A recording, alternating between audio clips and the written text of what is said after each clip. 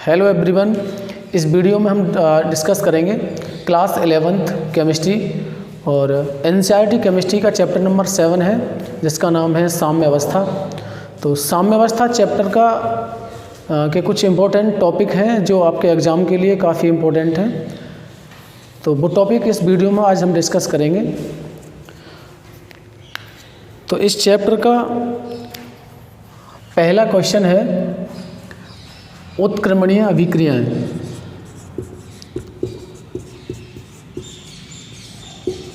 उत्क्रमणीय अभिक्रियाएं, जैसे इंग्लिश में हम कहते हैं रिवर्सिबल रिएक्शंस। ठीक है, ये पहला क्वेश्चन है आपका, उत्क्रमणीय अभिक्रियाएं क्या हैं या फिर रासायनिक उत्क्रमणीय अभिक्रियाएं क्या हैं। तो उत्क्रमणीय अभिक्रियाओं का मतलब होता है वे रासायनिक अभिक्रियाएं जो अग्र तथा पश्च दोनों दिशाओं में होती हैं। मतलब जो आगे की तरफ और पीछे की तरफ जो दोनों दिशाओं में जो रासायनिक अभिक्रियाएं होती हैं उन्हें हम बोलते हैं उत्क्रमणीय रासायनिक अभिक्रियाएं। जैसे एग्जाम्पल के थ्रू हम समझाने की कोशिश करेंगे। हेवर विधि से जैसे अमोनिया का निर्माण करते हैं, हेवर विधि से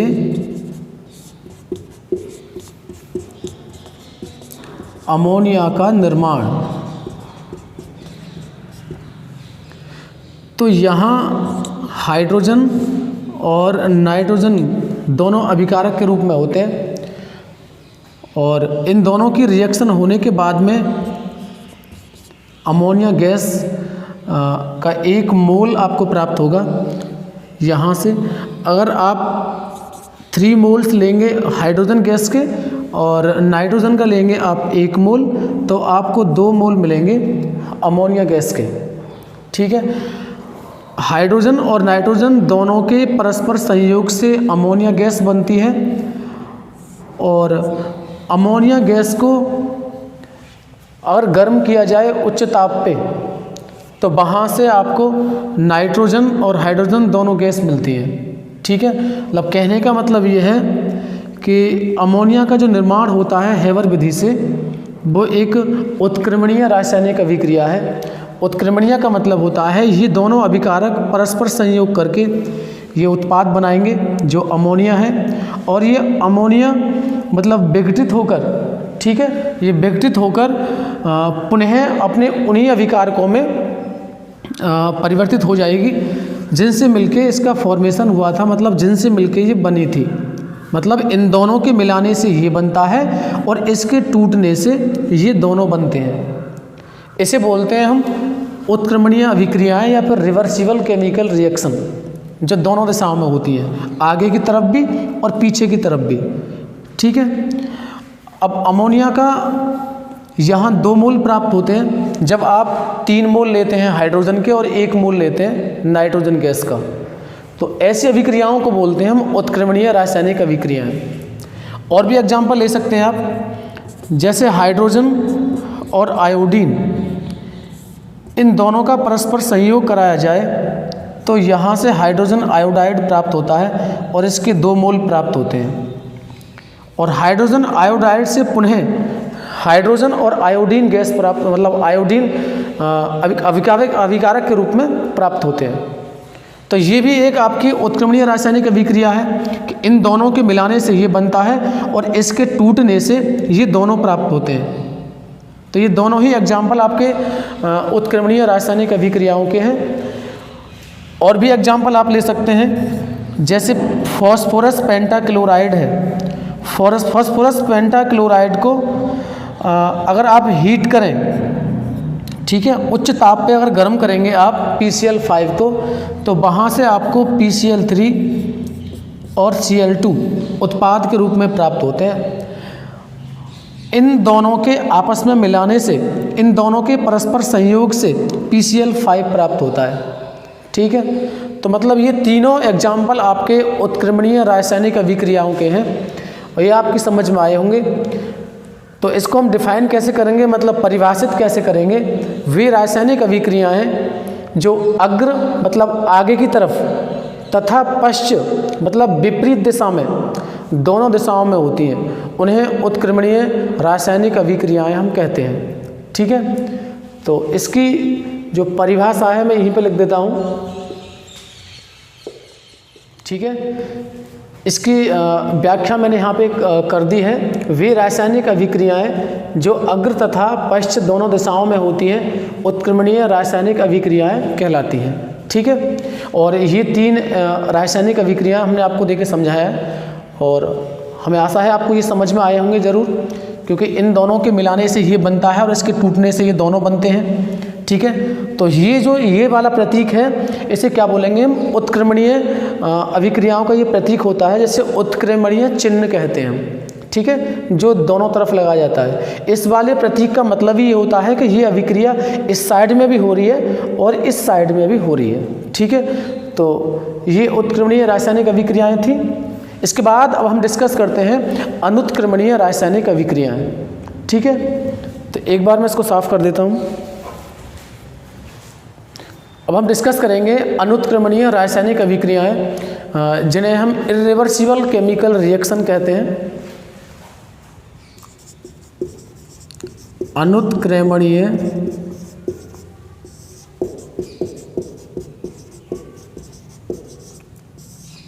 रासायनिक अभिक्रिया, और इंग्लिश में क्या कहते हैं इनके लिए हम, इरिवर्सिबल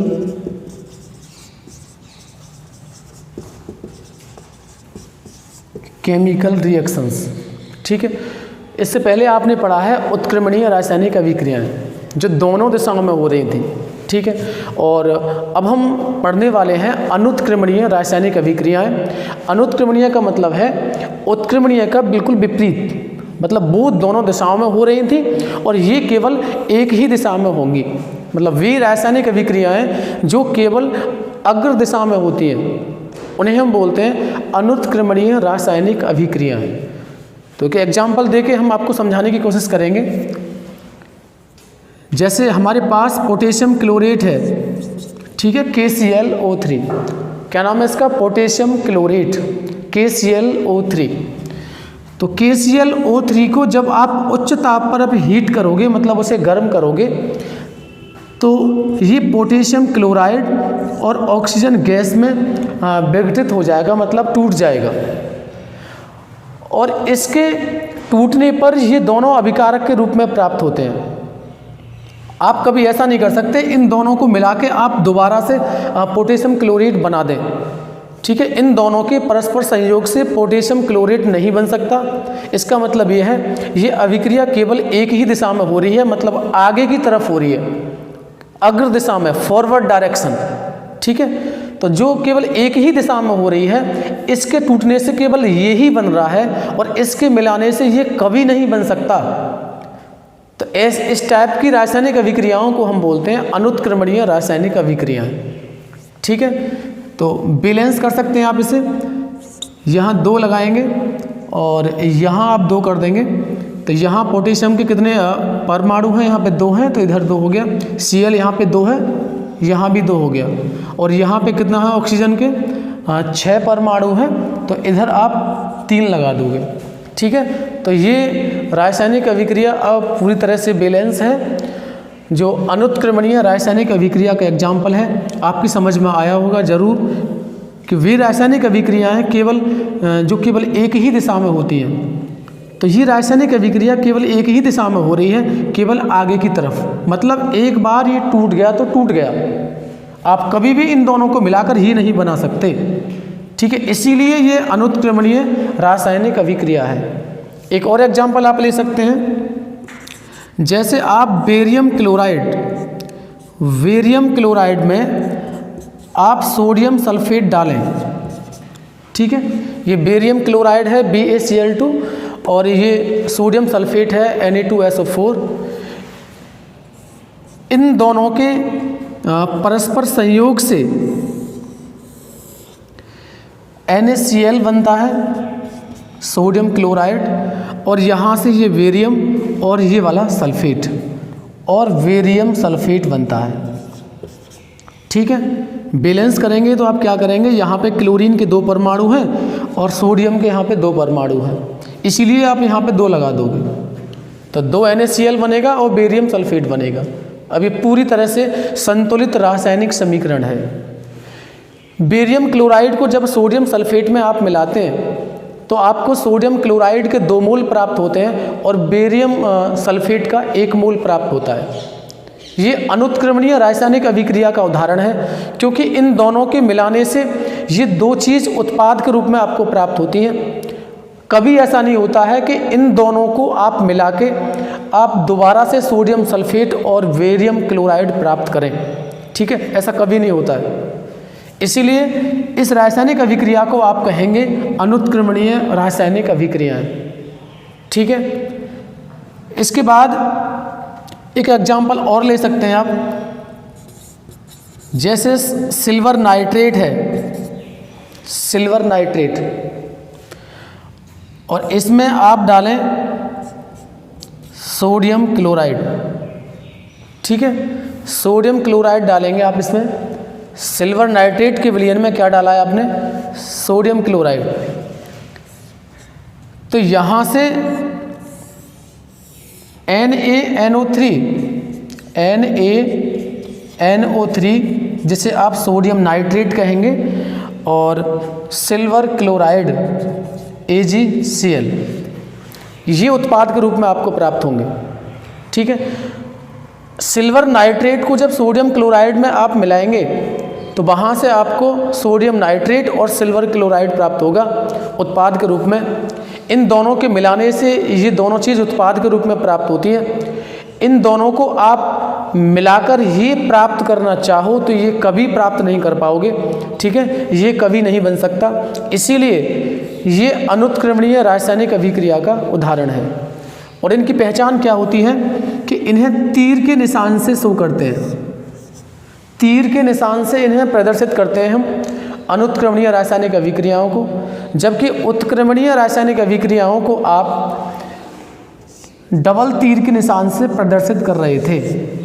ठीक है ना, ये किसका सिंबल था, रिवर्सिबल केमिकल रिएक्शन, मतलब उत्क्रमणीय रासायनिक अभिक्रियाओं का ये प्रतीक था।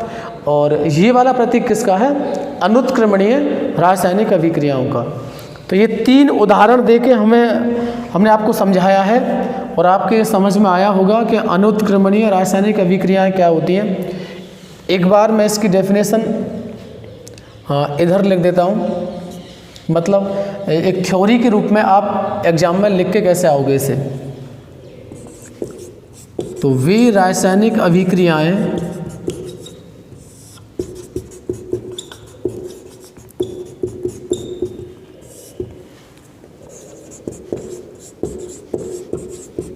जो केवल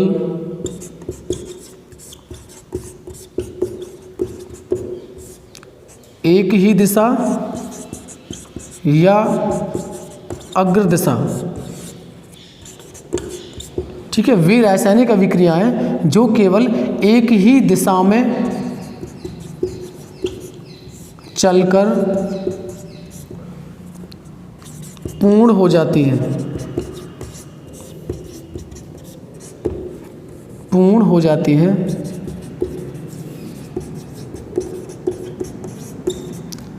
अनुत्क्रमणीय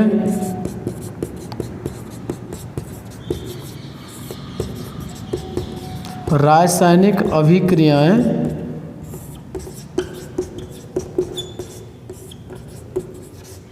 कहलाती हैं। ठीक है, जबकि उत्क्रमणीय रासायनिक अभिक्रियाएं कौन सी थी, जो आगे भी चलती हैं और पीछे की तरफ भी चलती हैं। और आपको ये ध्यान रखना है कि उत्क्रमणीय रासायनिक अभिक्रियाएं कभी भी पूर्ण नहीं होती, वो कभी भी पूर्ण नहीं होती। मतलब कहने का ये है कि कभी भी उनका अभिकारक 100% उत्पाद में कन्वर्ट नहीं होता है।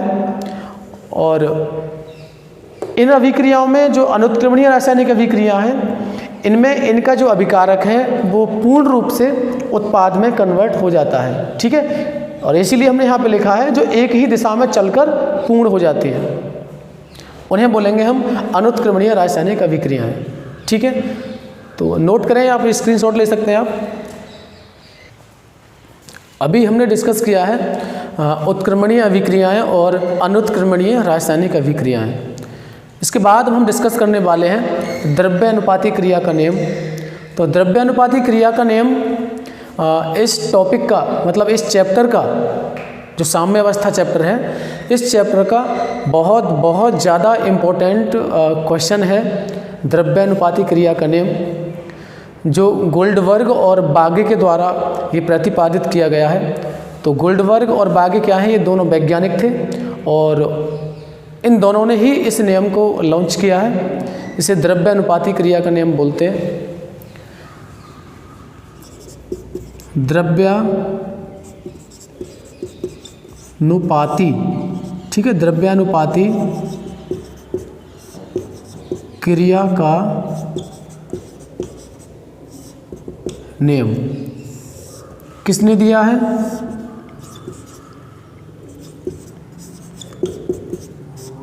गोल्डबर्ग और बागे, ठीक है।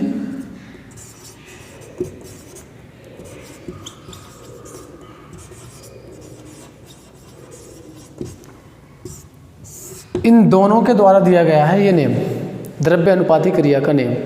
इस नियम का मतलब क्या है? इनका कहना था जब कोई रासायनिक अभिक्रिया होती है तो अभिकारक का जो सक्रिय द्रव्यमान होता है, अभिक्रिया का जो सक्रिय द्रव्यमान होता है वो अभिकारकों के क्रिया करने की दर के समानुपाती होता है, ठीक है। दोबारा रिपीट कर रहा हूँ मैं। कोई भी रासायनिक अभिक्रिया होगी तो अभिक्रिया होने की जो दर है, अभिक्रिया का जो वेग है, ठीक है, अभिकारक जो अभिक्रिया करते हैं उनकी जो दर है वो उनके सक्रिय द्रव्यमान के गुणनफल के समानुपाती होती है। ये द्रव्यानुपाती क्रिया का नियम है। मतलब एक एग्जाम्पल हम देते हैं यहाँ पे। माना कि ये कोई एक रासायनिक अभिक्रिया है, ये हमारे पास एक अभिकारक है और यहाँ आपको कोई उत्पाद प्राप्त हुआ, ठीक है। ये कोई रासायनिक अभिक्रिया है जिसमें ए क्या है? अभिकारक है और उत्पाद हमारा कुछ भी बन सकता है, बी सी डी ई, आप कुछ भी मान सकते हैं। तो हमने वहाँ उत्पाद लिख दिया है। तो इस अभिकारक के क्रिया करने की जो दर होगी, इस अभिकारक के क्रिया करने की जो दर होगी, मतलब अभिक्रिया की जो दर है वो समानुपाती होगी इस अभिकारक के सक्रिय द्रव्यमान के, ठीक है। अभिकारक अगर आपके पास एक से ज़्यादा है तो आप उनका यहाँ गुणनफल ले लोगे, और अगर एक ही अभिकारक है यहाँ पे, ठीक है, और ये किसी उत्प्रेरक की उपस्थिति में ये रासायनिक अभिक्रिया हो रही है तो आप इस प्रकार लिखोगे इसे, ठीक है। माना कि यहाँ पे एक अभिकारक और है आपके पास, यहाँ आप बी ले सकते हैं, बी और ए ये दोनों ही अभिकारक हैं। तो आप ऐसे करेंगे, इन दोनों अभिकारकों के सक्रिय द्रव्यमान का गुणनफल कर दोगे। यही आपका द्रव्यानुपाती क्रिया का नियम है, ठीक है। और ये अभिक्रिया का जो ये नियम जो प्रतिपादित किया है वो स्थिर दाब पर किया गया है। ये सारा काम स्थिर दाब पर होगा। तो एक ऑथेंटिक डेफिनेशन इसकी बनाए हम इसके अनुसार, तो ये परिभाषा इस प्रकार बनेगी: स्थिर ताप पर किसी पदार्थ के क्रिया करने की दर उसके सक्रिय द्रव्यमान के समानुपाती होती है तथा रासायनिक अभिक्रिया की दर अभिकारकों के सक्रिय द्रव्यमानों के गुणनफल के समानुपाती होती है, ठीक है। तो ये द्रव्यानुपाती क्रिया का नियम होगा। एक बार मैं आपको यहाँ पे लिख के दिखा देता हूँ, ठीक है, इसकी थ्योरी। उसके बाद मैं इसको एक बार रिपीट करूँगा।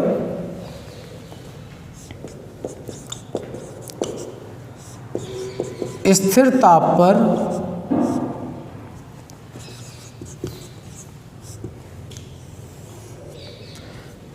किसी पदार्थ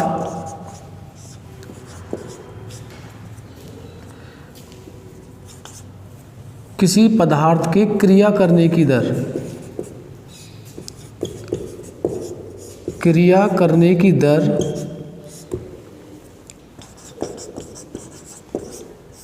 उसके सक्रिय द्रव्यमान के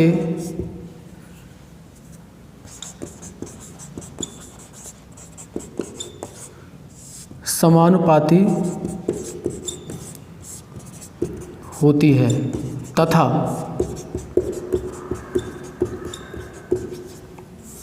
रासायनिक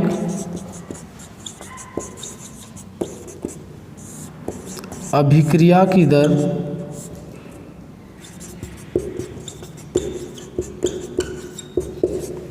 अभिकारकों के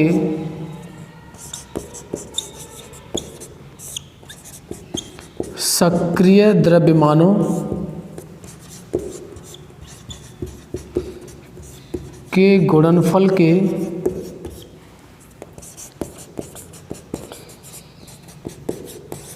समानुपाती होती है।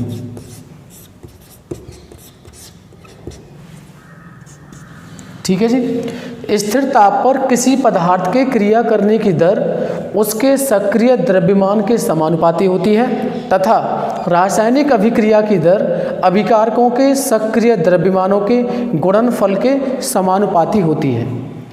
ठीक है, ये इसकी थ्योरी है। और एग्जाम्पल हमने ये दिया है, ये हमारे पास कोई रासायनिक अभिक्रिया है जो A और B हमारे पास अभिकारक के रूप में है, ये आपस में रासायनिक संयोग करेंगे। तो यहाँ से द्रव्यानुपाती क्रिया के नियम के अनुसार इसको हम इस प्रकार व्यवस्थित करेंगे कि इस रासायनिक अभिक्रिया की जो दर है वो समानुपाती होगी इन दोनों अभिकारकों के सक्रिय द्रव्यमानों के गुणनफल के। ठीक है, सक्रिय द्रव्यमान का मतलब है कि अगर A का सक्रिय द्रव्यमान हमें लिखना है तो A को आप बंद करेंगे बड़े वाले ब्रैकेट में, जिसे आप गुरु कोष्ठक बोलते हैं। ठीक है, ये इसका सक्रिय द्रव्यमान हो गया। ठीक है, सक्रिय द्रव्यमान मतलब एक तरह से आप मोलरता के लिए कह सकते हैं। तो बड़े ब्रैकेट के रूप में हम इसे दिखाते हैं सक्रिय द्रव्यमान को। अगर अभिकारक आपके पास 2 से ज़्यादा हैं तो आप यहाँ मान लो C होता है यहाँ पे, तो आप गुणा में C का सक्रिय द्रव्यमान भी आप लिखते हैं। ठीक है, तो ये इसकी थ्योरी है और इस थ्योरी को हमने इस रासायनिक अभिक्रिया के हिसाब से व्यवस्थित किया है। तो एक एग्जाम्पल और दे के मैं आपको बता देता हूँ। अगर रासायनिक अभिक्रिया आपकी इस प्रकार से दी हुई है, A+2B है यहाँ पे, ठीक है ना, यहाँ पर कोई स्टोइकियोमेट्रिक गुणांक नहीं था, यहाँ केवल A और B दोनों अकेले थे अभिकारक के रूप में। और यहाँ हमने क्या किया है, B का मोलों की संख्या बढ़ा दी है। यहाँ 1 मोल था B का और यहाँ कितने हैं, 2 मोल। मतलब हमने एक पैटर्न चेंज कर दिया अब की बार रासायनिक समीकरण का। A+2B और यहाँ कोई उत्पाद है, ठीक है, जो भी इन दोनों के रिएक्शन करने के बाद बनेगा, क्योंकि हमने कोई यहाँ पे कोई केमिकल तो लिया नहीं है, हम तो एक A और B अभिकारक को माना है।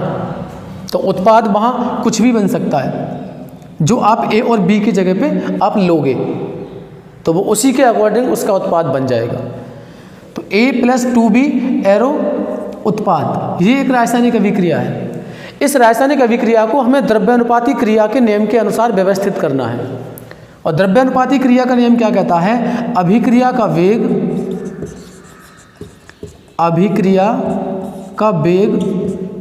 या अभिक्रिया की दर या अभिक्रिया की गति।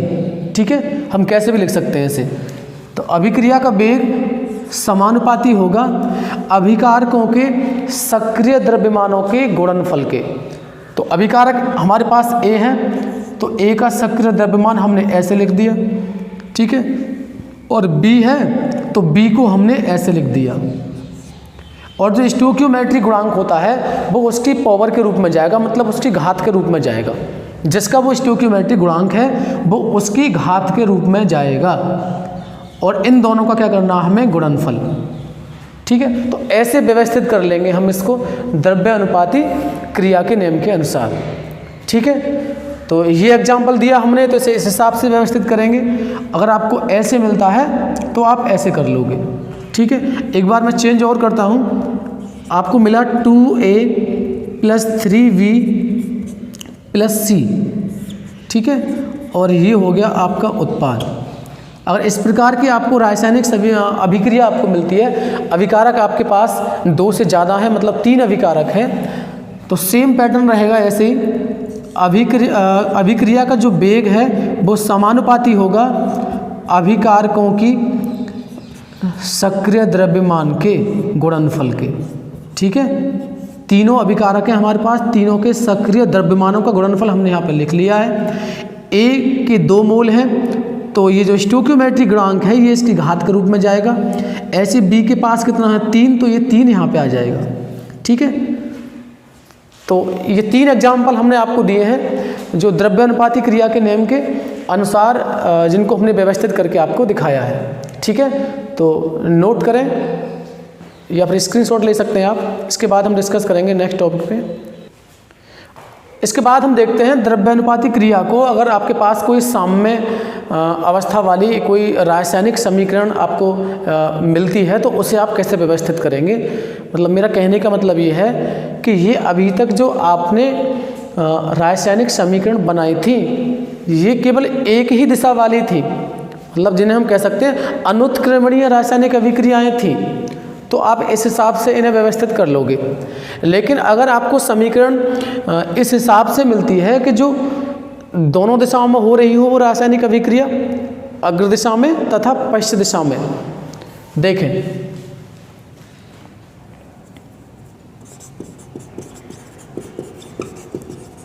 साम्य अवस्था पर, ठीक है, और साम्य अवस्था जहाँ वर्ड आ जाए ये समझ लो कि आपको एग्जाम्पल उत्क्रमणीय रासायनिक अभिक्रिया का ही लेना है।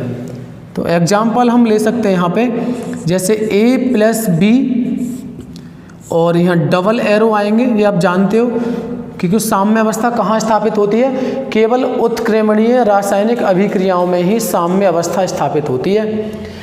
ये हमारे पास अभिकारक हैं और ये हमें उत्पाद के रूप में मिले हैं। ठीक है, इस रासायनिक समीकरण के लिए आपको द्रव्यानुपाती क्रिया का नियम लगाना है यहाँ पे। तो द्रव्यानुपाती क्रिया का नियम क्या है, ये अभिकारक हैं आपके पास और ये उत्पाद है। ठीक है, तो यहाँ आप लिखेंगे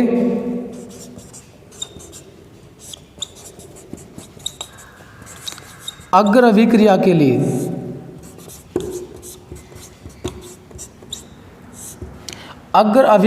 लिए वेग, मतलब यहाँ पे लिख देता हूँ मैं, चलो यहाँ अग्र अभिक्रिया के लिए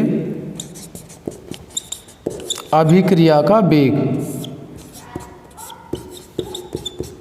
समानुपाती होगा उनके अभिकारकों के सक्रिय द्रव्यमानों के। ठीक है, अब लिखेंगे पश्च अभिक्रिया के लिए, क्योंकि ये अभिक्रिया तो दोनों दिशाओं में हो रही है ना, आगे की तरफ हो रही है तो ये समीकरण बनेगा, ये फॉर्मूला बन जाएगा, और जब इस साइड में होगी तो अभिकारक ये हो जाएगा, उत्पाद ये बन जाएगा। ठीक है, समझ रहे हैं ना आप। साम्य अवस्था पर ये उत्क्रमणीय रासायनिक अभिक्रिया का है एग्जाम्पल। तो जब ये अभिक्रिया आगे की दिशा में होगी तो अभिकारक हमारे पास ये है, उत्पाद ये है। ठीक है, जब ये अभिक्रिया पश्चिम दिशा में होगी, मतलब विपरीत दिशा में होगी, तो अभिकारक तुम्हारे पास ये है और उत्पाद ये बन जाएगा। तो अभी जो मैंने ये फॉर्मूला बनाया है केवल आगे की तरफ बनाया, मतलब अग्र अभिक्रिया के लिए बनाया है। तो यहाँ बनाएंगे अब पश्च अभिक्रिया के लिए, पश्च अभिक्रिया के लिए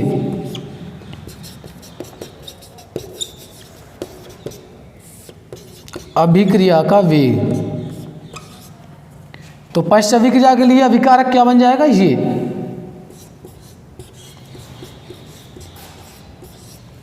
ठीक है, अब इसको आप मान लें समीकरण 1 और इसको मान लें आप समीकरण 2। ठीक है, यहां से ऐसे, ठीक है, ये हमने लिखा है, ये अग्र अभिक्रिया का वेग है और ये पश्च अभिक्रिया का वेग है।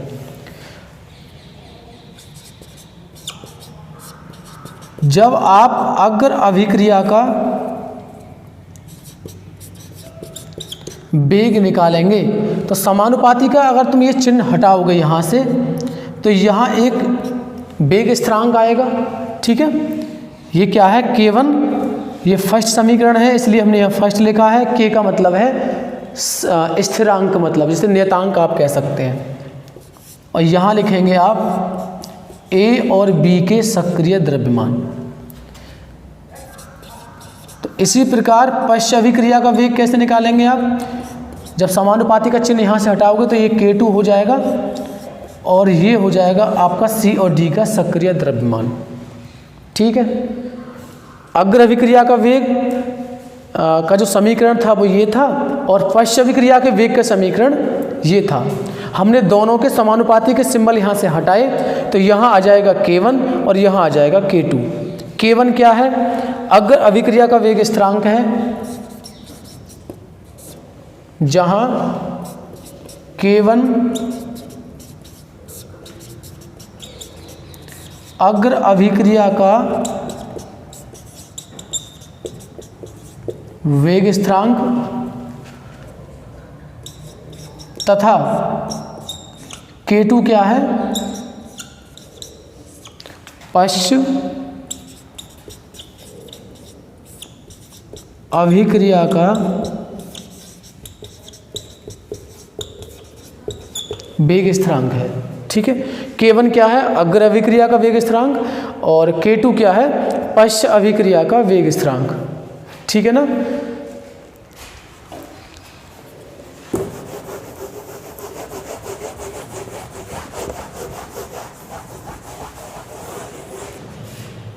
ठीक है, इसके बाद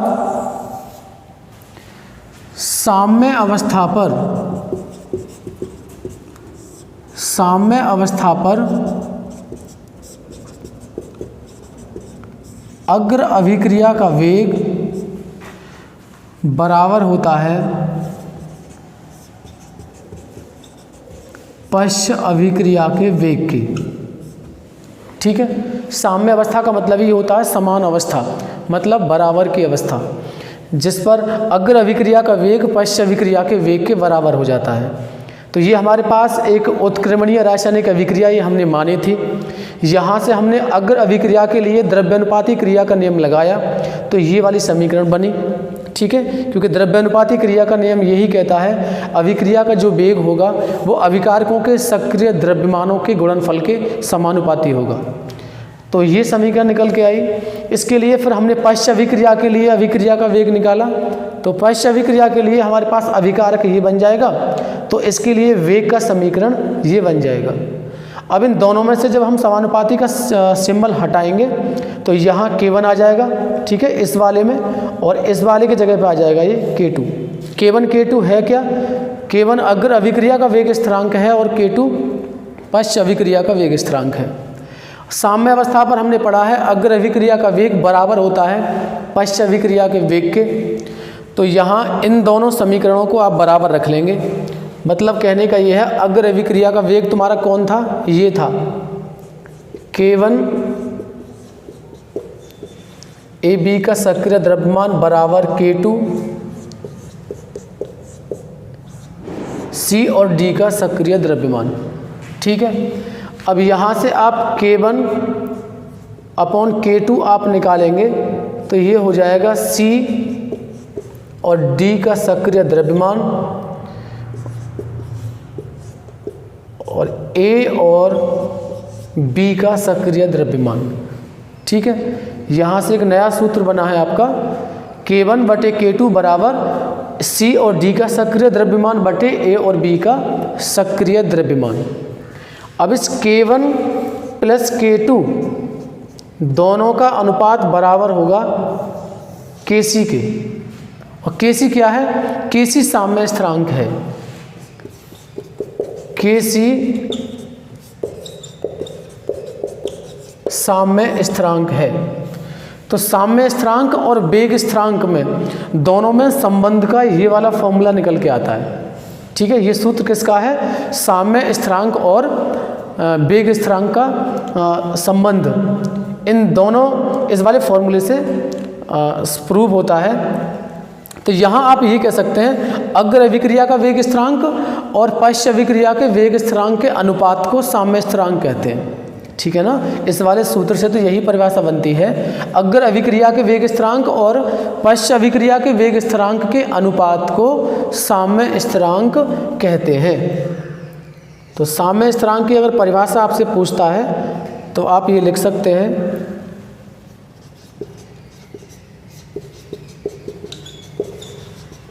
अग्र अभिक्रिया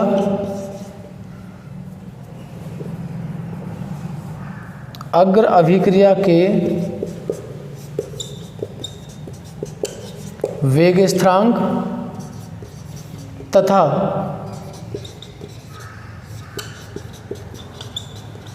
पश्च अभिक्रिया के वेग स्थिरांक के अनुपात को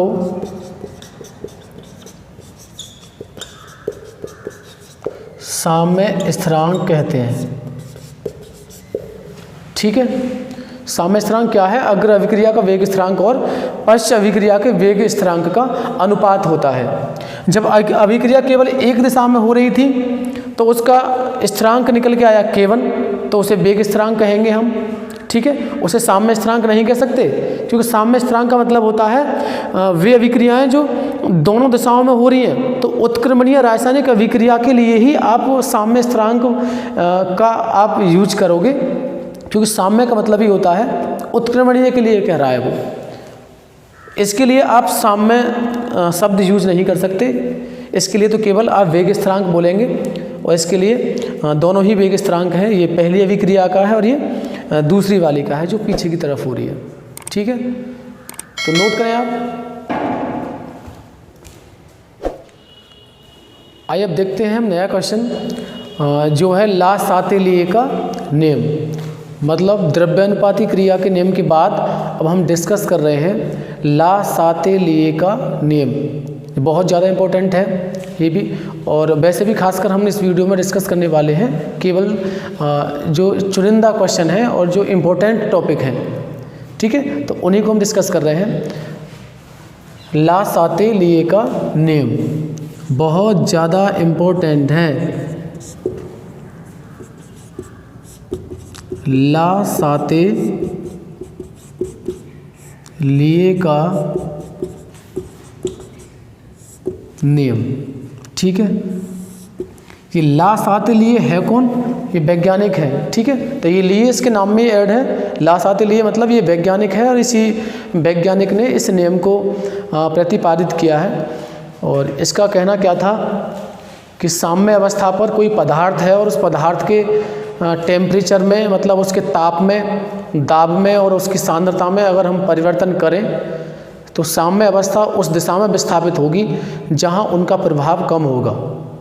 ठीक है, साम्य अवस्था पर किसी पदार्थ के ताप, दाब और सांद्रण में अगर परिवर्तन किया जाए तो साम्य अवस्था उस दिशा में विस्थापित होगी जहां उनकी कमी होगी या फिर उनका प्रभाव कम होगा। ठीक है, तो इसको मैं एक थ्योरी के रूप में आपको लिख के दिखा देता हूँ, उसके बाद फिर हम इसे समझाएंगे एग्जाम्पल देकर। साम्य अवस्था पर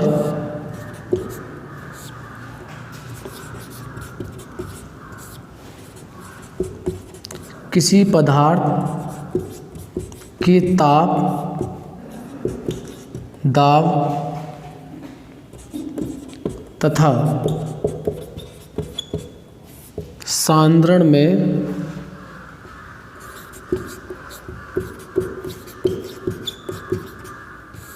परिवर्तन किया जाए तो साम्य अवस्था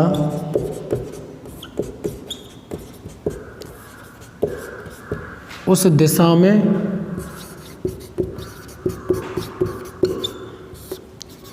विस्थापित होगी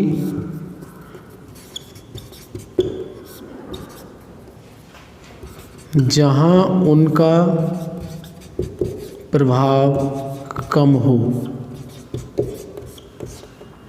ठीक है, यही आपका ला सातेलिए का नियम है। साम्य अवस्था पर का मतलब हम उत्क्रमणीय रासायनिक अभिक्रियाओं की बात कर रहे हैं। अगर किसी पदार्थ के ताप, दाब और सांद्रण में अगर आप कोई परिवर्तन कर दें तो साम्य अवस्था उस दिशा में जाएगी। साम्य मतलब उस दिशा में विस्थापित होगा, खिसक जाएगा जहां उनका प्रभाव कम हो। तो एक एक करके हम डिस्कस करेंगे। सबसे पहले हम डिस्कस करते हैं ताप का प्रभाव। तो ताप का तो ताप के रूप में ये रासायनिक अभिक्रियाएं दो प्रकार की होती हैं। तो पहली आपके पास होती है ऊष्माक्षेपी। ऊष्माक्षेपी अभिक्रियाएं,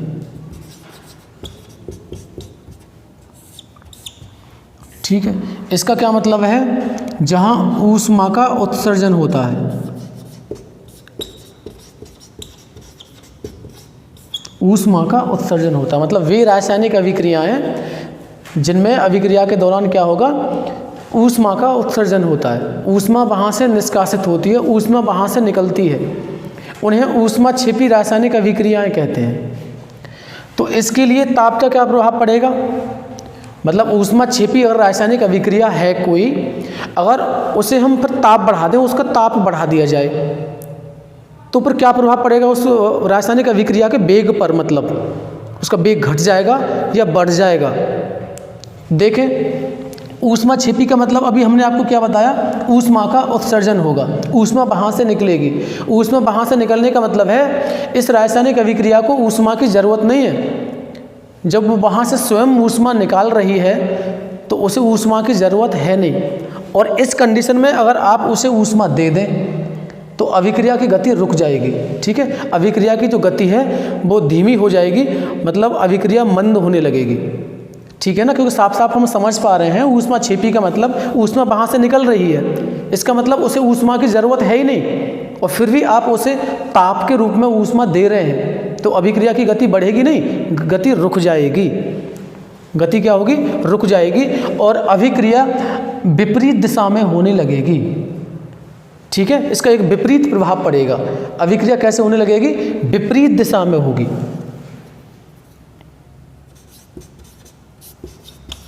ताप बढ़ाने पर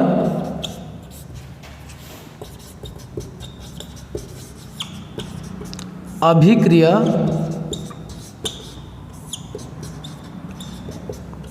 विपरीत दिशा में होगी, ठीक है। और लासातेलिये का नियम क्या कहता है, ताप का अगर प्रभाव आपने किया तो साम्य किस दिशा में विस्थापित होगा, जहां उसका प्रभाव कम होगा, ठीक है। तो प्रभाव कम कहाँ होगा, विपरीत दिशा में, पीछे की तरफ उसका प्रभाव कम होगा। तो साम्य अवस्था यानी साम्य विपरीत दिशा में विस्थापित हो जाएगा, ठीक है ना। समझ पा रहे हैं मेरी बात को, मैं क्या समझाना चाह रहा हूँ। लासातेलिये का नियम ये कहता है कि साम्य अवस्था पर कोई आपके पास पदार्थ है और उस पदार्थ के आप ताप, दाब और सांद्रता में परिवर्तन कर रहे हैं, तो साम्य अवस्था उस दिशा में खिसकेगा, साम्य अवस्था उस दिशा में विस्थापित होगी जहां उनका प्रभाव कम होगा। तो पहला हमारे पास प्रभाव है ताप का प्रभाव। और ताप के प्रभाव के लिए हमने दो रासायनिक समीकरण हमने पढ़ी हैं, मतलब रासायनिक अभिक्रियाएं पढ़ी हैं हमने। एक तो ऊष्माक्षेपी होती हैं और दूसरी होती हैं ऊष्माशोषी। तो पहली लिया है हमने ऊष्माक्षेपी अभिक्रियाएं।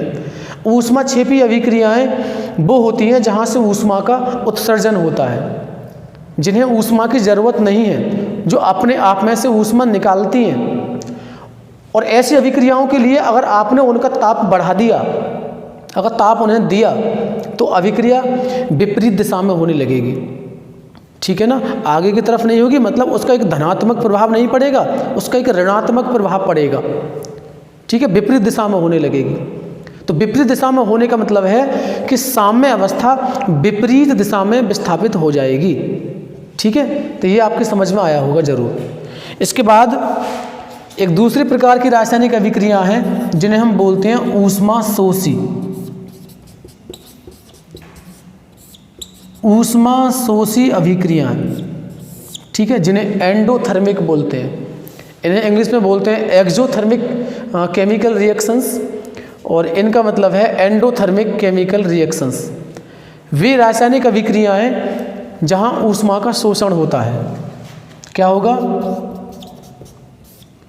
ऊष्मा का शोषण, ठीक है, या अवशोषण, कुछ भी कह लो, जहां ऊष्मा का शोषण होगा या ऊष्मा अवशोषित की जाएगी, ठीक है। उन पदार्थ के द्वारा क्या होगी, ऊष्मा अवशोषित की जाएगी, ऊष्मा ग्रहण की जाएगी, जो ऊष्मा ग्रहण कर रहा है इसका मतलब है उन्हें ऊष्मा की ज़रूरत है। जब ऊष्मा की ज़रूरत है और ऐसी कंडीशन में अगर आपने उन्हें ऊष्मा दी ताप के रूप में, तो ऐसी रासायनिक अभिक्रियाओं का वेग अग्र दिशा में जाएगा, मतलब आगे की तरफ जाएगा। का कहने का मतलब है उनका वेग बढ़ जाएगा, उनकी गति बढ़ जाएगी, उस अभिक्रिया की दर बढ़ जाएगी, क्योंकि उन्हें ऊष्मा की ज़रूरत थी और आपने उनको ऊष्मा दी। ठीक है, तो इसका एक धनात्मक प्रभाव पड़ेगा, अभिक्रिया की गति बढ़ जाएगी। तो साम्य किस दिशा में विस्थापित होगा? आगे की तरफ। साम्य अवस्था अग्र दिशा में विस्थापित होगी। ठीक है, तो यहाँ लिखेंगे आप ताप बढ़ाने पर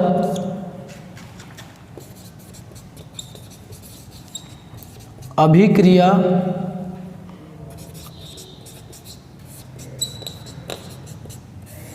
अग्र दिशा में होगी। ठीक है, मतलब साम्य अवस्था अग्र दिशा में विस्थापित होगी। ठीक है, तो इन दोनों प्रकार की अभिक्रियाओं पर जो ताप का प्रभाव था ये आपकी समझ में आया होगा। इसके बाद हम इसका दूसरा प्रभाव चेक करते हैं, जो है दाब का प्रभाव। ठीक है, तो इसका आप स्क्रीनशॉट लें या फिर इसे आप नोट करें। ठीक है, अब हम चेक करेंगे दाब का प्रभाव। ठीक है, ये नंबर 2 क्या है? दाब का प्रभाव। अभी आपने पढ़ा है ताप का प्रभाव, जो ऊष्माक्षेपी और ऊष्माशोषी अभिक्रियाओं के लिए हमने यहाँ पे एक्सप्लेन किया है। और अब देखेंगे हम दाब का क्या प्रभाव पड़ेगा। तो दाब का प्रभाव, तो देखो इससे पहले आपको पता होना चाहिए बॉयल का नियम। बॉयल का नियम क्या है? स्थिर ताप पर किसी गैस का आयतन उसके दाब के व्युत्क्रमानुपाती होता है। स्थिर ताप पर किसी गैस का आयतन उसके दाब के व्युत्क्रमानुपाती होता है। ये बॉयल का नियम है। मतलब इसका फॉर्मूला हम लिखें तो B समानुपाती 1/P, ये बॉयल का नियम है। और इस वाले सूत्र से एक चीज़ हम समझते हैं कि अगर आपने आयतन बढ़ाया, आयतन में आपने वृद्धि की, तो दाब कम हो जाएगा। या फिर ये कह लें आप, अगर आपने दाब बढ़ाया तो आयतन कम हो जाएगा। ठीक है, दोनों का कहने का मतलब एक ही है। अगर आप दाब बढ़ाते हैं तो आयतन कम होगा। तो दाब का प्रभाव का मतलब है जब किसी रासायनिक अभिक्रिया में अगर आप दाब बढ़ाएंगे तो साम्य अवस्था उस दिशा में विस्थापित होगी जहां आयतन में कमी होगी। ठीक है,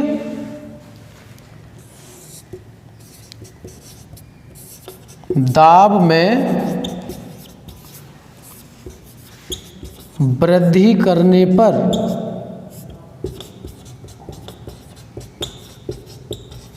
साम्य अवस्था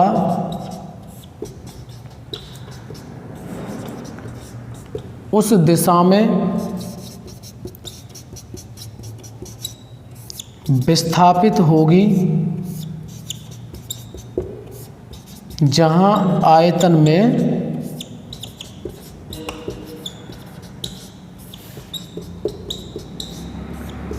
कमी होगी। ठीक है, ये कहाँ से मालूम पड़ा? बॉयल के नियम से। जब आप दाब बढ़ाते हैं तो आयतन में कमी होनी चाहिए। तो जब किसी रासायनिक अभिक्रिया में आप दाब बढ़ाएंगे, उसका दाब बढ़ा देंगे आप, तो साम्य अवस्था उस दिशा में विस्थापित होगी जहां उसके आयतन में कमी होगी। ठीक है, तो ये इसका दूसरा प्रभाव था।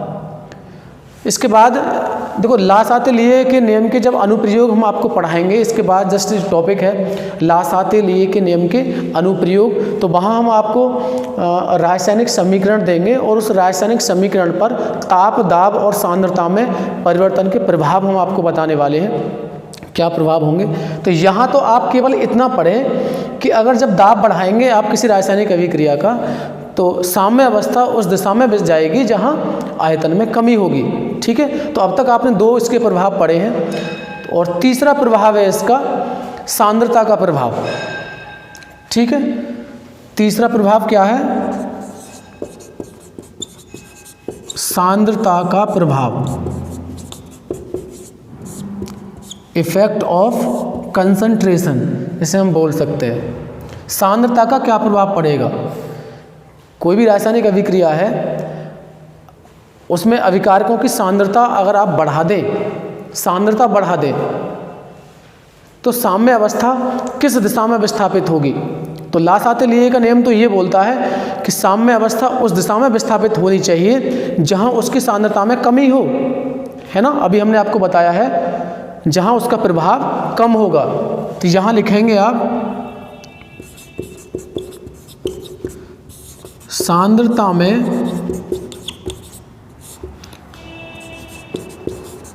वृद्धि करने पर साम्य अवस्था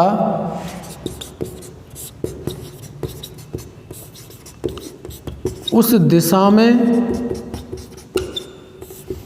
विस्थापित होगी जहां उसका प्रभाव या उसकी कमी होगी, उसका प्रभाव कम होगा। ठीक है, तो ये 3 प्रकार के प्रभाव हमने आपको लासाते-लिये के नियम के अनुसार यहाँ समझाए हैं। पहला प्रभाव आपका ताप का प्रभाव था। ताप के प्रभाव का मतलब जहाँ हम ताप की बात करते हैं तो वहाँ 2 प्रकार की रासायनिक अभिक्रियाएं हम डिस्कस करते हैं। एक एंडोथर्मिक, जिसे आप ऊष्माशोषी अभिक्रियाएं बोलेंगे, और एक एक्जोथर्मिक, जिन्हें आप ऊष्माक्षेपी अभिक्रियाएं बोलेंगे। ऊष्माक्षेपी अभिक्रिया है और उन अभिक्रियाओं का आपने अगर आप ताप बढ़ाया तो वहाँ साम्य विपरीत दिशा में विस्थापित होगा, क्योंकि वहाँ ताप की ज़रूरत नहीं होती है।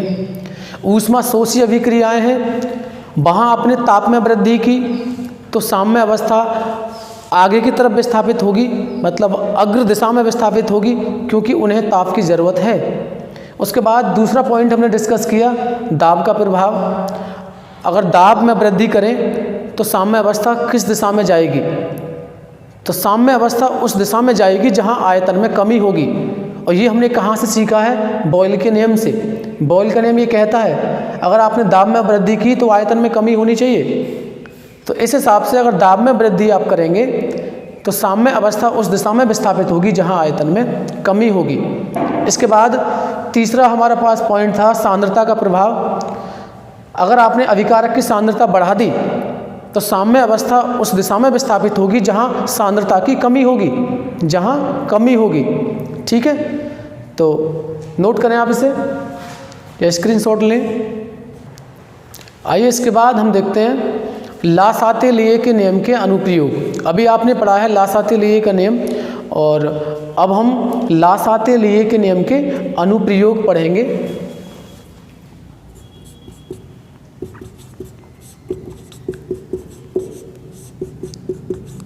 लासाते-लिये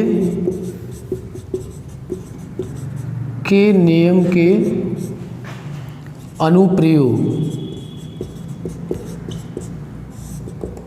ठीक है, मतलब एप्लीकेशंस ऑफ ले चटेलियर्स लॉ, जैसे हम बोल सकते हैं। तो इसके अनुप्रयोग में पहला एग्जाम्पल हमने लिया है बर्फ का पिघलना। बर्फ का पिघलना, ठीक है, मतलब मेल्टिंग ऑफ आइस, जिसे हम बोल सकते हैं बर्फ का पिघलना। तो क्वेश्चन ऐसे बन सकता है, मतलब कि बर्फ के पिघलने पर लासाते-लिये के नियम का के अनुप्रयोग क्या है, मतलब इसका प्रभाव क्या पड़ता है, ताप दाब का क्या प्रभाव पड़ेगा। कहने का मतलब ये है जब बर्फ पिघलेगी तो उस पर ताप और दाब का क्या प्रभाव पड़ेगा। तो बर्फ के पिघलने की एक समीकरण मैं आपको यहाँ दिखा रहा हूँ। बर्फ का मतलब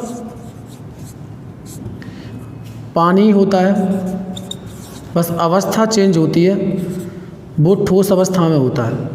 ठीक है, और बर्फ जब पिघलेगी तो क्या बनेगा, पानी, ठीक है।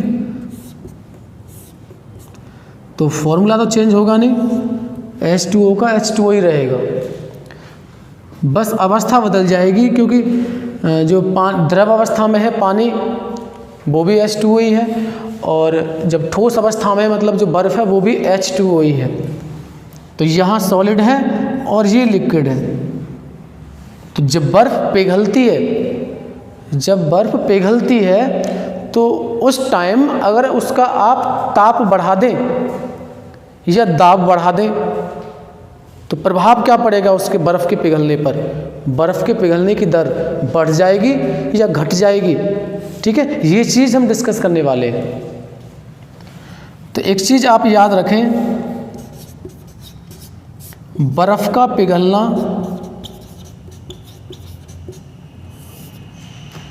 ऊष्मा शोषी अभिक्रिया होती है। ऊष्मा शोषी अभिक्रिया है, ये आप याद रखें। जब बर्फ़ पिघलती है तो वहाँ ऊष्मा ग्रहण की जाती है उसके द्वारा, तब पिघलती है। बर्फ़ का पिघलना क्या है? ऊष्मा शोषी अभिक्रिया है। और जब बर्फ़ पिघलती है तो उसके आयतन में कमी होती है। आयतन में कमी होती है, ठीक है। ये एक्टिविटी आप करके भी देख सकते हैं। अगर आपको पानी का बर्फ़ बनाना है तो एक गिलास में आप पानी रखें और उस गिलास को थोड़ा सा खाली रखें और उसको बर्फ़ बनने के लिए आप रख सकते हैं फ्रीज में। और उसके बाद जब देखेंगे तो जितना लेवल आपने खाली छोड़ा था उसका, आपको वो लेवल थोड़ा उठा हुआ दिखाई देगा जब उसकी बर्फ़ बन जाएगी। तो इसका मतलब ये होता है कि पानी जमने पर फैलता है। पानी जब जमता है तो अपना आयतन बढ़ाता है, ठीक है, फैलता है। और ये एक्टिविटी आप देख सकते हैं 100% करेक्ट है। जब पानी आप बर्फ़ में कन्वर्ट करोगे, मतलब जब आप बर्फ़ बनाओगे तो जिस बर्तन में आपने बर्फ़ को लिया है, पानी को लिया था, जब उसकी बर्फ़ बन जाएगी तो लेवल थोड़ा ऊपर उठा हुआ आपको दिखाई देगा। इसका मतलब आयतन बढ़ गया है। और जब बर्फ़ पिघल जाएगी तो उसका लेवल वहीं आ जाएगा जहाँ जितना आपने पानी लिया था। मतलब जब बर्फ़ पिघलती है तो आयतन घटता है, और जब पानी बर्फ़ में परिवर्तित होता है तो आयतन बढ़ता है, ठीक है। ये चीज़ आप याद रखें। ये सवाल बहुत रिपीट होता है कि ठंड के दिनों में प्लास्टिक के जो पाइप होते हैं पानी के, वो फट जाते हैं, क्यों? ठंड के दिनों में प्लास्टिक के पाइप जिनमें पानी चलता है वो फट जाते हैं। तो उसका रीज़न यही है कि पानी जमने पर अपना आयतन बढ़ाता है, फैलता है, इसलिए वो पाइप फट जाते हैं। तो यहाँ आपको याद रखना है, बर्फ़ का जो पिघलना है वो ऊष्मा शोषी अभिक्रिया है, मतलब वहाँ ऊष्मा ग्रहण की जाती है और उसके आयतन में कमी होती है। अब इस कंडीशन पर ताप का क्या प्रभाव पड़ेगा? नंबर 1, ताप का प्रभाव। ताप का प्रभाव, जब बर्फ़ पिघल रही है तो ताप का प्रभाव क्या पड़ेगा? अब देखो, ताप की जब बात करते हैं तो दो प्रकार की रासायनिक अभिक्रियाएं आपके माइंड में आनी चाहिए, एक तो ऊष्मा शोषी और एक ऊष्मा क्षेपी, और दोनों को हमने डिस्कस अभी किया है इससे पहले। ये ऊष्मा शोषी अभिक्रिया है, बर्फ़ का पिघलना, और ऊष्मा शोषी का मतलब वहाँ ऊष्मा ग्रहण की जाती है और हम ऊष्मा दे रहे हैं। ताप मतलब उसे ताप दे रहे हैं तो ऊष्मा दे रहे हैं हम। तो बर्फ़ के पिघलने की दर बढ़नी चाहिए, ठीक है। जब बर्फ़ का पिघलना ऊष्मा शोषी अभिक्रिया है तो इसका मतलब उसे ऊष्मा की ज़रूरत है और ऊष्मा हम उसे दे रहे हैं ताप के रूप में। तो जो बर्फ़ के पिघलने की दर क्या है, वो बढ़ जाएगी। तो यहाँ आप लिखेंगे ताप में वृद्धि करने पर बर्फ़ के पिघलने की दर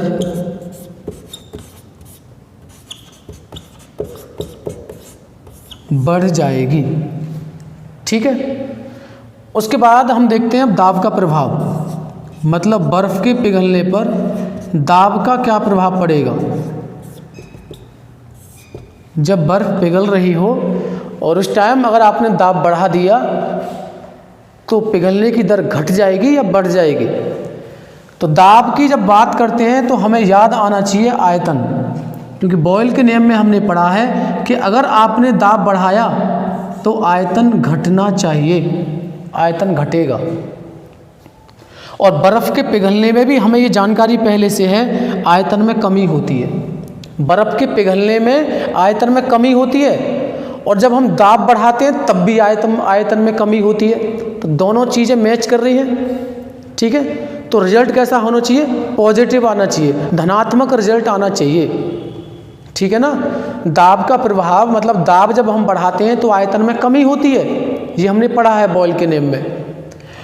और ये प्रैक्टिकली हमने देखा है कि जब बर्फ़ पिघलती है तो उसके आयतन में कमी होती है। तो दोनों ही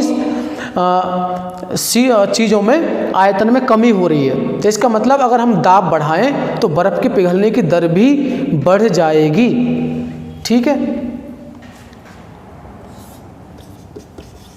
दाब बढ़ाने पर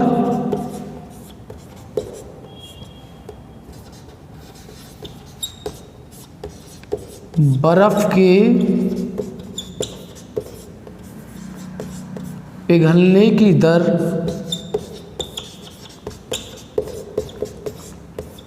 बढ़ जाएगी, ठीक है। तो नोट करें इसे। इसके बाद हम डिस्कस करते हैं फिर अगला क्वेश्चन। अब हम देखेंगे अगर अमोनिया का निर्माण अगर हम करें हेबर विधि से अमोनिया के निर्माण में ताप और दाब का क्या प्रभाव पड़ता है। अगर उसके ताप और दाब में परिवर्तन किया जाए तो अमोनिया के निर्माण पर क्या प्रभाव पड़ेगा, मतलब अमोनिया कम बनेगी या अमोनिया अधिक बनेगी, ये चीज़ हम डिस्कस करेंगे। तो हेडिंग होगी हमारी, मतलब ये क्वेश्चन होगा हमारा, हेबर विधि से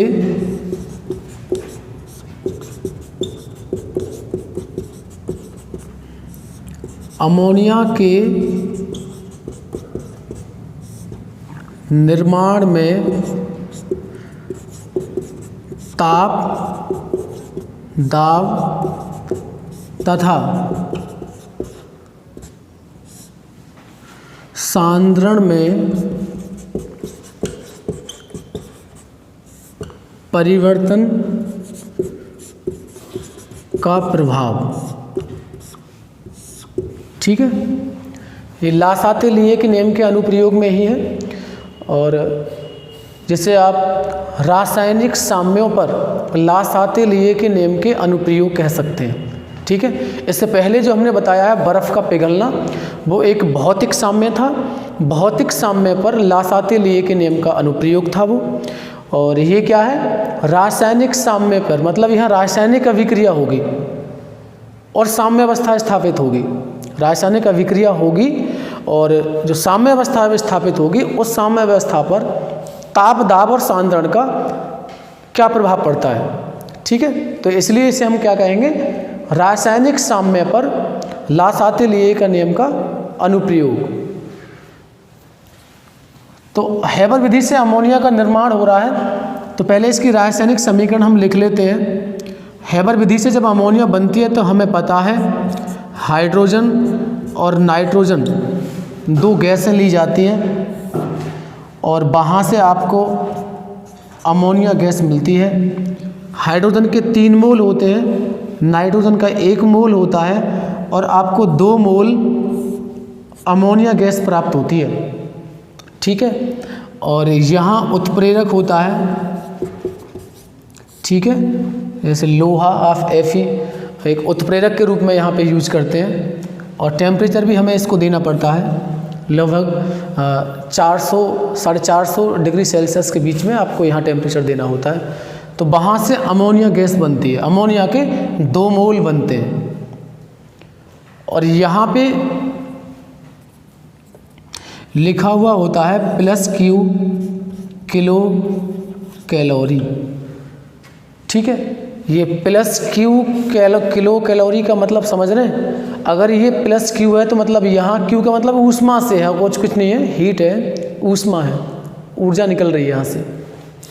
तो ये अगर प्लस में दे रखा है तो इसका मतलब साफ साफ है ये ऊष्मा क्षेपी अभिक्रिया है। मतलब ये कह सकते हैं अमोनिया का जो निर्माण होता है हेबर विधि से वो एक ऊष्मा क्षेपी अभिक्रिया है। ठीक है, यहाँ से अगर आप एंथैल्पी परिवर्तन आप निकालेंगे, एंथैल्पी परिवर्तन मतलब डेल्टा एच का मान, तो ये क्या आएगा माइनस के क्यू किलो कैलोरी। और आप जानते हैं कि अगर ये एंथैल्पी परिवर्तन माइनस में है तो वो ऊष्मा क्षेपी अभिक्रिया है, मतलब वहाँ ऊष्मा में कमी हो रही है। ऊष्मा क्षेपी का मतलब वहाँ से ऊष्मा निकल रही है तो ऊष्मा में तो कमी होगी ना, माइनस का मतलब, तो ऊष्मा क्षेपी अभिक्रिया है। अब इस पर आपको ताप, दाब और सांद्रण में परिवर्तन करना है और परिवर्तन के बाद फिर ये देखना है कि अमोनिया के निर्माण पर क्या प्रभाव पड़ता है। तो पहला हमारा प्रभाव है ताप का प्रभाव, ताप का प्रभाव, ठीक है ना, effect of temperature in the formation of ammonia. Ammonia के निर्माण में ताप का प्रभाव आपको चेक करना है। तो ताप के, जहाँ ताप की बात आती है तो ये आपको अभी हमने रिपीट किया है, कई बार आपको समझा दिया है, सही से आपको पता हो जाना चाहिए। जहाँ ताप का नाम आ जाए समझ जाओ, आपको वहाँ ऊष्मा क्षेपी और ऊष्मा शोषी ये अभिक्रिया चेक करनी है कि दी हुई अभिक्रिया आपको ऊष्मा क्षेपी है या ऊष्मा शोषी है। तो वो तो आपको साफ साफ उसने दिखाई दे रहा होगा आपको कि ये क्या है, ऊष्मा क्षेपी अभिक्रिया है। और ऊष्मा क्षेपी अभिक्रियाओं के लिए अगर आप ताप में वृद्धि करते हो तो अमोनिया का निर्माण क्या है, कम होगा। कम क्यों होगा? क्योंकि उसे ताप की ज़रूरत नहीं है। ऊष्मा क्षेपी का मतलब वहाँ से ऊष्मा निकल रही है, उसे ताप की ज़रूरत है ही नहीं, वो अपने आप में से खुद ऊष्मा निकाल रही है, उसे ताप की ज़रूरत है ही नहीं, उसे ऊष्मा की ज़रूरत है ही नहीं, लेकिन फिर भी आप ताप में वृद्धि कर रहे हैं तो अभिक्रिया विपरीत दिशा में होगी अब, ठीक है ना। विपरीत दिशा का मतलब इधर से इस साइड में होने लगेगी रिएक्शन। जहां आप अधिक अमोनिया प्राप्त करना चाह रहे थे, अब अमोनिया अधिक नहीं बनेगी, अमोनिया का निर्माण रुक जाएगा, ठीक है, और अमोनिया फिर टूटना स्टार्ट कर देगी, पीछे की तरफ होने लगेगी, ठीक है। तो ये लिखना है यहाँ पे NH3 का निर्माण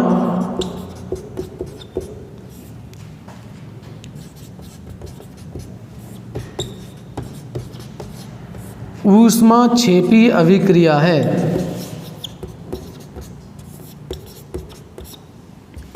अतः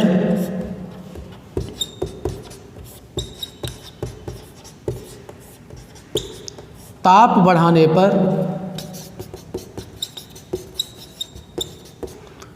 अभिक्रिया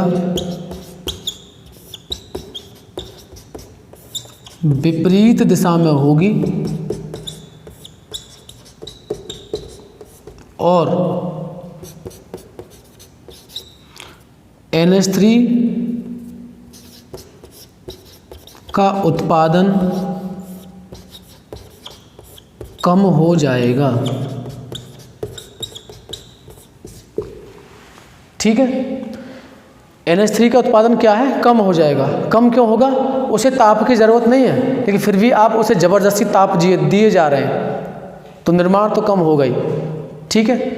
इसके बाद अब हम चेक करते हैं दाब का प्रभाव। तब तक आप इसे नोट करें, ठीक है, मैं इसे साफ करता हूँ और इसके बाद फिर मैं लिखूँगा दाब का प्रभाव। अब देखते हैं अमोनिया के निर्माण पर दाब का क्या प्रभाव पड़ता है। तो दूसरा है दाब का प्रभाव। दाब का प्रभाव, ठीक है। जब अमोनिया का निर्माण होगा तो उस समय में अगर आप उसका दाब बढ़ा दो तो उस पर क्या प्रभाव पड़ेगा। तो दाब के प्रभाव के लिए आपने पढ़ा है, अगर आपने दाब बढ़ाया तो उसके आयतन में कमी होगी, ठीक है। दाब अगर आप बढ़ाते हैं तो आयतन में कमी होती है। अब जब अमोनिया का निर्माण होता है तो ज़रा आप चेक करें कि आयतन में कमी हो रही है या वृद्धि। तो देखें यहाँ पे, यहाँ हाइड्रोजन 3 मोल हैं और नाइट्रोजन के कितने हैं, 1 मोल। तो कुल आयतन कितना है यहाँ पे 4 मोल, ठीक है 4 मोल है यहाँ पे। और यहाँ कितने मोल बन रहे हैं आपको 2 मोल। 4 मोल आपके पास अभिकारक है। जब अभिक्रिया हुई तो उत्पाद के रूप में आपको कितने मोल उत्पाद प्राप्त हुआ 2 मोल उत्पाद प्राप्त हुआ। आयतन में कमी हो रही है, 4 मोल से 2 मोल आपको उत्पाद मिल रहा है। अभिकारक आपके पास 4 मोल था और उत्पाद आपके पास कितना मिल रहा है 2 मोल। तो आयतन में कमी हो रही है। और दाब बढ़ाने पर भी आयतन में कमी होती है, दोनों चीज़ें मैच कर रही हैं। दाब बढ़ाने पर आयतन में कमी होती है और अमोनिया के निर्माण में भी आयतन में कमी होती है। इसका मतलब दोनों चीज़ें बिल्कुल मैच कर रही हैं। और मैच करने का मतलब है अभिक्रिया अग्र दिशा में होगी और अधिक अमोनिया का निर्माण होगा, ठीक है ना। तो यहाँ लिखेंगे आप दाब बढ़ाने पर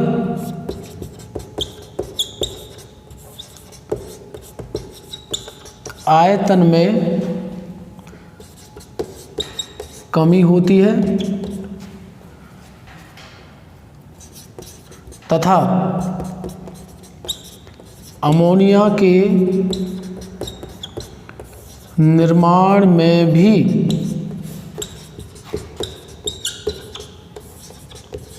आयतन में कमी होती है। अतः दाब बढ़ाने पर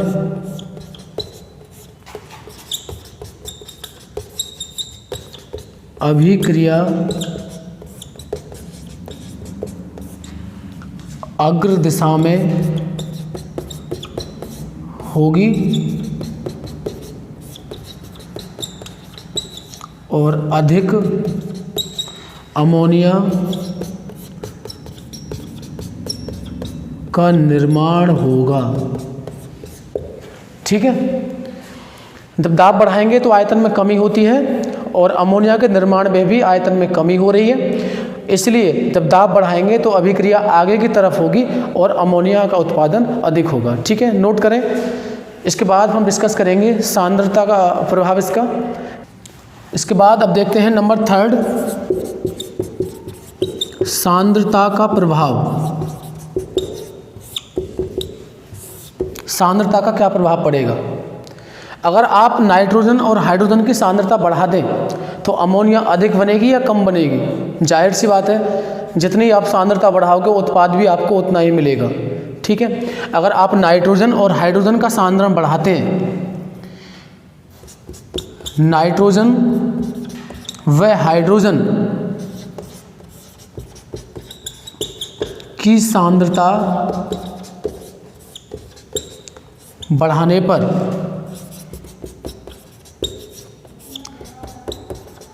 अधिक अमोनिया बनेगी, ठीक है।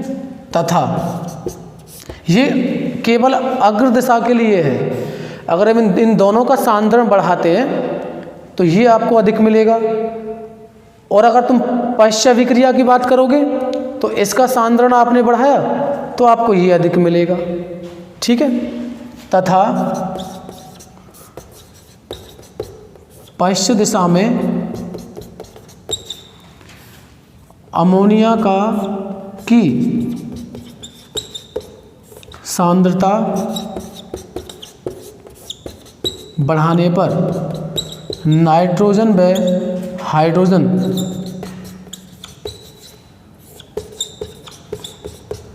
अधिक बनेंगे, ठीक है। सिंपल है, तो नोट करें इसे। आइए अब डिस्कस करते हैं केपी और केसी में संबंध। केपी का मतलब आंशिक दाब के रूप में साम्य स्थिरांक होता है और केसी का मतलब सांद्रता के रूप में साम्य स्थिरांक होता है। तो इन दोनों में क्या रिलेशन होता है, ठीक है, ये हम डिस्कस करेंगे। तो टॉपिक है हमारा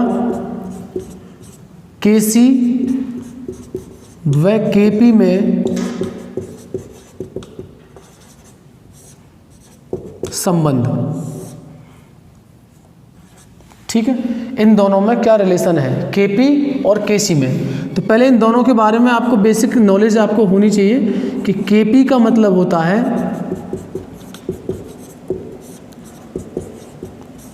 आंशिक दाब के रूप में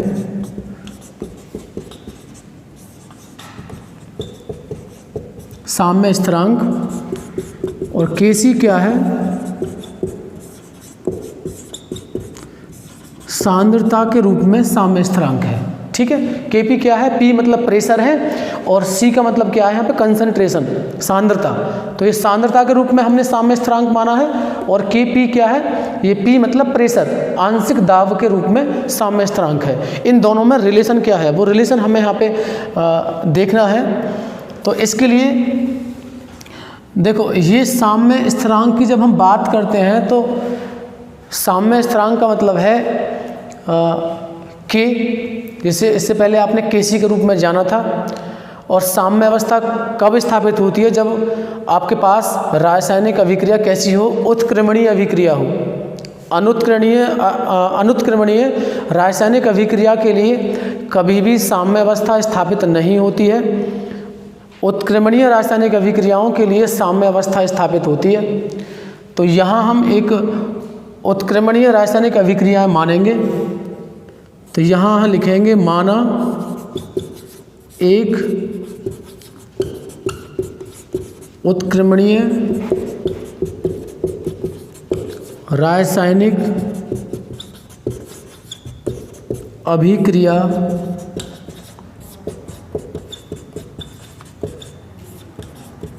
निम्नलिखित है। ठीक है, AABV, ये रिवर्सिबल का चिन्ह आएगा यहाँ पे, CC और DD। ठीक है, जहाँ AVC तथा D ये क्या है, मोलों की संख्या मान लो, या स्टोइकियोमेट्रिक गुणांक कह दो। मोलों की संख्या या फिर स्टोइकियोमेट्री गुणांक। ठीक है, जिसे हिंदी में आप क्या बोलते हैं, रस समीकरण मिति गुणांक भी कहते हैं, या स्टोइकियोमेट्री गुणांक कहते हैं आप। और A, V, C और D ये क्या है,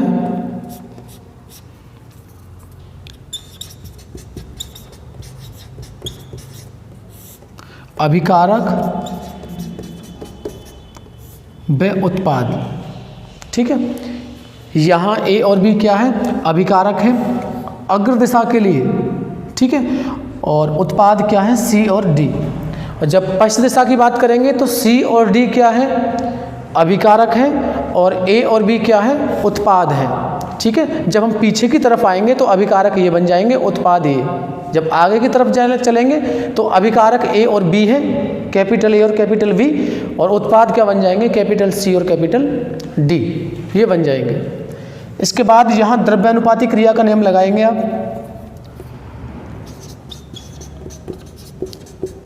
द्रव्य अनुपाती क्रिया के नियमानुसार। तो द्रव्यानुपाती क्रिया का नियम क्या कहता है कि अभिकारकों के सक्रिय मतलब अभिक्रिया का जो वेग है, अभिक्रिया की जो गति है, वो अभिकारकों के सक्रिय द्रव्यमान के गुणनफल के समानुपाती होता है। और अगर तुम्हारी अभिक्रिया साम्य अवस्था के रूप में है, ठीक है, उत्क्रमणीय है, तो उसके लिए क्या करते हैं, उत्पादों के सक्रिय द्रव्यमान का गुणनफल वटे अभिकारकों के सक्रिय द्रव्यमान का गुणनफल, और वो किसके बराबर होगा, साम्य स्थिरांक के बराबर होगा।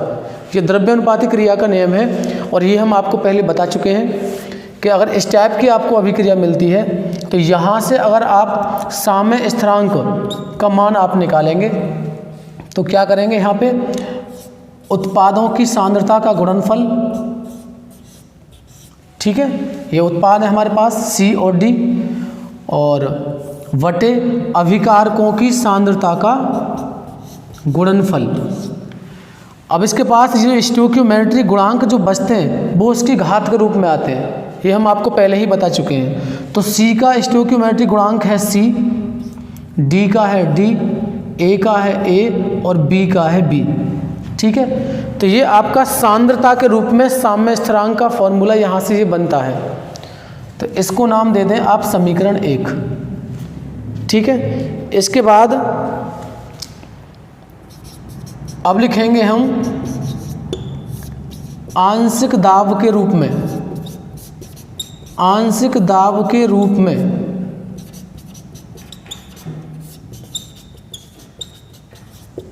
साम्य स्थिरांक। ठीक है, और ये किसके रूप में था? ये सांद्रता के रूप में था, सांद्रता के रूप में था। अब आंशिक दाब के रूप में लिखना है, तो आंशिक दाब के रूप में क्या लिखेंगे? जहां आपने Kc माना है वहां मानेंगे आप Kp।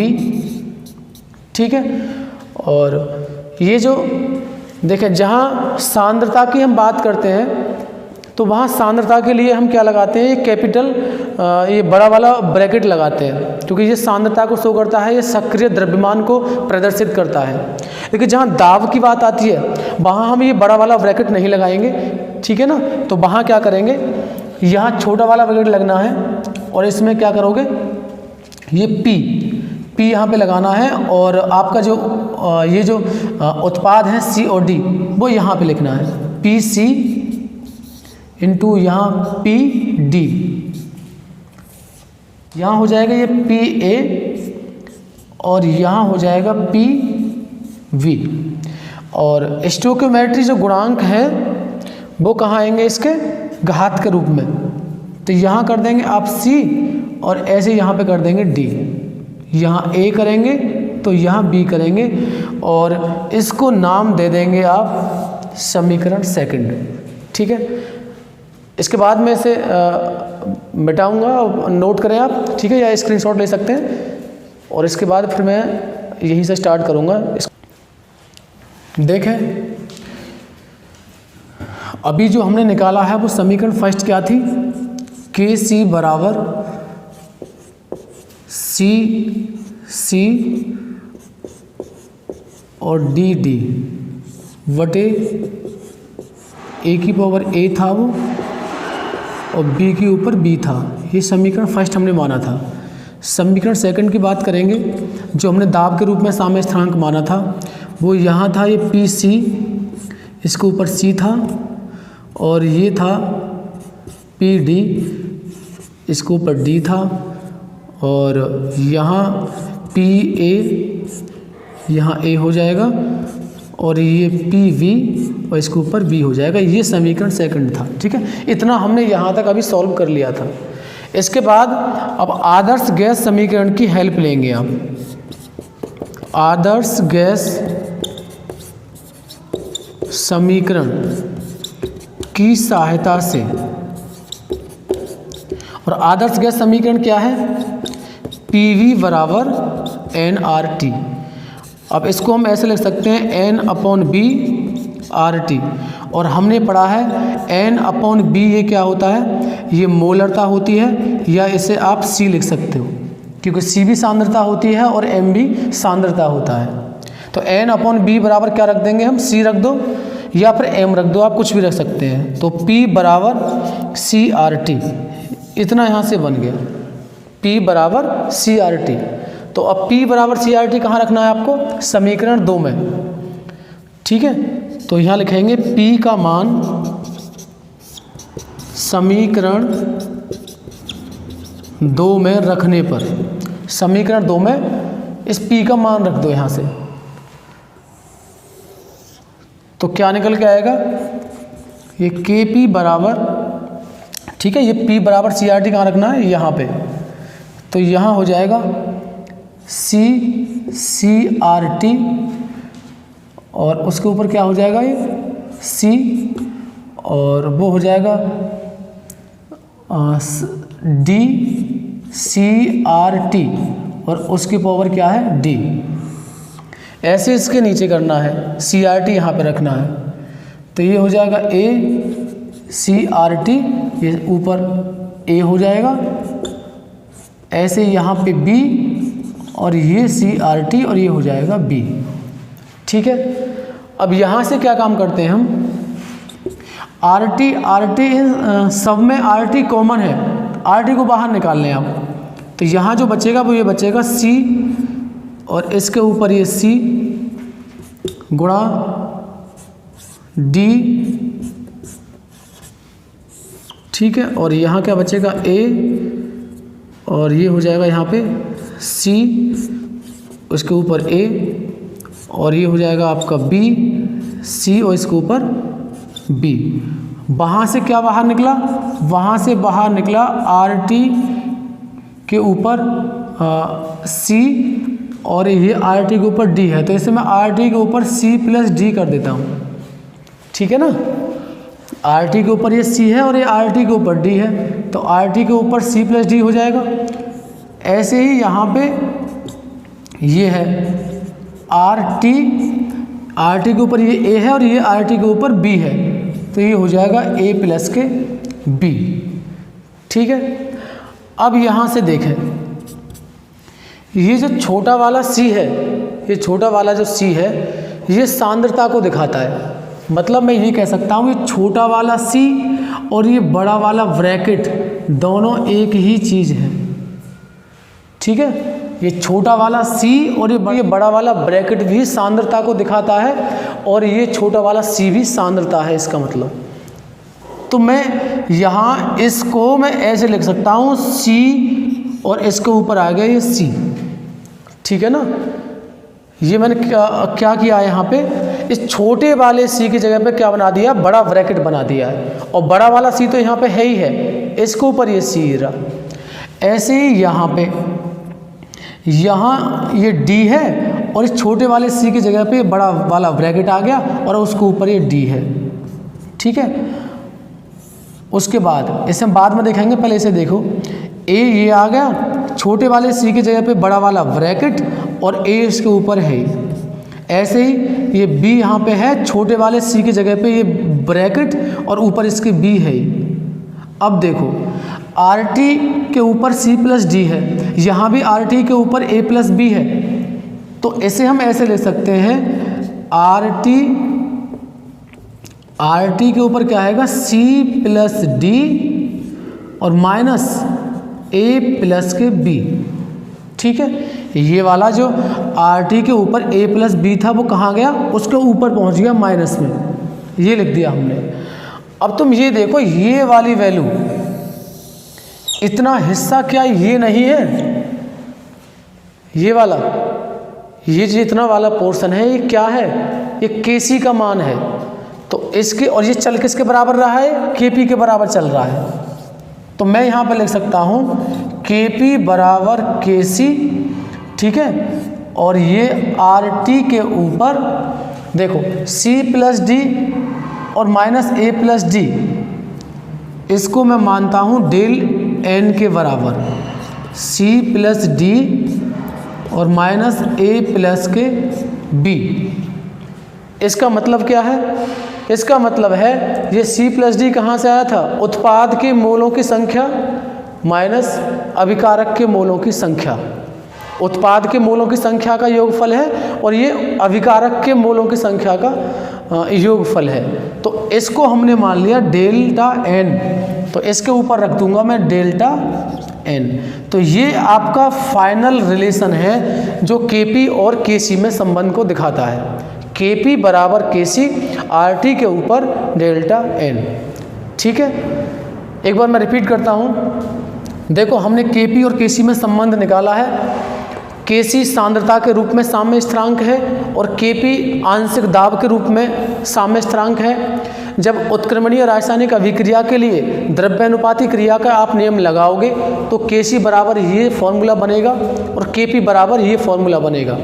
अब जहाँ दाब की बात होती है तो दाब के रूप की कंडीशन में आप बड़ा वाला ब्रैकेट नहीं लगाओगे, क्योंकि बड़ा वाला ब्रैकेट तो केवल सांद्रता को दिखाता है और सांद्रता के रूप में लेंगे साम्य स्थिरांक, तभी आपको बड़ा वाला ब्रैकेट दिखाना है, दाब के रूप में आपको ये नहीं दिखाना है। तो हमने इसको ऐसे बना लिया। आदर्श गैस समीकरण की हमने सहायता ली, जो Pv बराबर nRT होता है, P बराबर n/b RT से हम लिख सकते हैं, और n/b ये हमने पढ़ा है, ये मोलरता होता है, ठीक है ना, जैसे आप सी भी लिख सकते हैं। तो हमने क्या काम करा है, n अपॉन पी की जगह पे क्या रख दिया है, c, तो p बराबर आ गया CRT। अब p बराबर CRT का मान हमने रखा है समीकरण 2 में। जब 2 में रखेंगे तो जहाँ जहाँ p आपको दिखाई दे रहा है वहाँ आप CRT रख दें, तो हमने वही काम किया है यहाँ पे। उसके बाद यहाँ से RT कॉमन ले लिया है, यहाँ भी RT है, यहाँ भी RT, बाहर निकालेंगे तो RT के ऊपर C प्लस के D आ जाएगा। ऐसे ही RT यहाँ से कॉमन लिया है तो इसके ऊपर आ जाएगा A प्लस के B, ठीक है ना, क्योंकि जब इसके ऊपर A है तो इसका मतलब ये होता है सबके ऊपर A है, ठीक है। अब ये C का मतलब क्या है, ये छोटी वाली जो C है ये है सक्रिय द्रव्यमान, मतलब बड़ा वाला ब्रैकेट लगाना है हमें इसकी जगह पे। तो हमने छोटी वाली C की जगह पे लगा लिया बड़ा वाला ब्रैकेट, और बड़ी वाली C इसके अंदर है। C घात के रूप में जैसी है वो वैसी की वैसी लिखी जाएगी। इन चारों में हमने यही काम किया है। इसके बाद ये RT जो इसके नीचे था A प्लस B के रूप में, ये दोनों ही RT हैं, तो इसको जब ऊपर ले जाएंगे तो ये माइनस के रूप में आएगा। अब इन दोनों के अंतर को हमने मान लिया डेल्टा n, मतलब मोलों की संख्या में अंतर है, ठीक है। अब यहाँ ये इतना हिस्सा क्या था, ये Kc का मान था, तो हमने इसकी जगह पर रख लिया Kc, और RT के ऊपर डेल्टा n, ये इसके यहाँ से आया है। तो ये इसका फाइनल रिलेशन है, ठीक है। हमें आशा है ये वीडियो आपको पसंद आई होगी ज़रूर, ठीक है। इस वीडियो में हमने डिस्कस किए हैं साम्य अवस्था चैप्टर के कुछ इंपॉर्टेंट क्वेश्चन जो आपके एग्ज़ाम के हिसाब से बहुत ज़्यादा ज़रूरी थे, इम्पोर्टेंट थे। तो इसे आप नोट कर लें या इसका स्क्रीनशॉट ले लें, ठीक है।